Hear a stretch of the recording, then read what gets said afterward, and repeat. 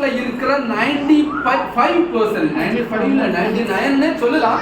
95% of product என்ன soap தெரியுங்களா? Toilet soap, not a bath soap. இன்னைக்கு அட்வர்டைஸ்மெண்ட் பெருசா பண்றாங்க இல்ல சோப்பு, அது எதுவுமே பாத் சோப்பு கிடையாது. நீங்க சோப்பை வாங்கி பாருங்க, அந்த சோப்போட சர்டிபிகேஷன் வந்து டாய்லெட் சோப். அதைத்தான் நம்ம என்ன பண்ணிட்டு இருக்கிறோம், ஒரு பாத் சோப்பு யூஸ் பண்ண. நம்ம கிட்ட ஒரு சோப்பு இருக்கு. இந்த சோப்புல வந்து பாத்தீங்கன்னா கேனோடர்மா இருக்கு. கேனோனா காளான், டர்மானா ஸ்கின். ஓகேங்களா?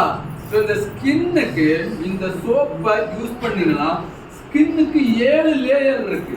இந்த 7 லேயருக்குள்ளயும் இந்த கேனோடர்மாவோட எஃபெக்ட் கிடைச்சி நம்மளோட ஸ்கின்னை ஷைனா வச்சிருக்கோம். எப்படி? அதுக்காக கருப்பை வெள்ளாய்க்கிறோமானா அது இல்ல. சோப்பு ஸ்கின்னை ஷைனா வச்சு ஸ்கின் சம்பந்தமான எந்த பிரச்சனையா இருந்தாலும் எடுத்துட்டோம். இந்த சோப்பை ஃபேஷியல் பண்ணுனீங்களா? எப்படி ஃபேஷியல்னா எப்படி?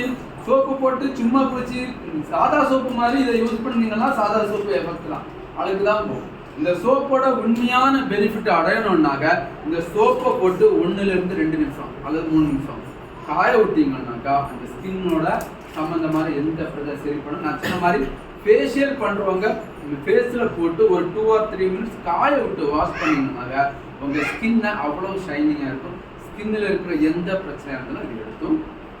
ஓகேங்களா? சோப்புல கேனோடர்மா இந்த மாதிரி ஒவ்வொன்றுலேயும் இருக்குது. அடுத்தது ஆயில்.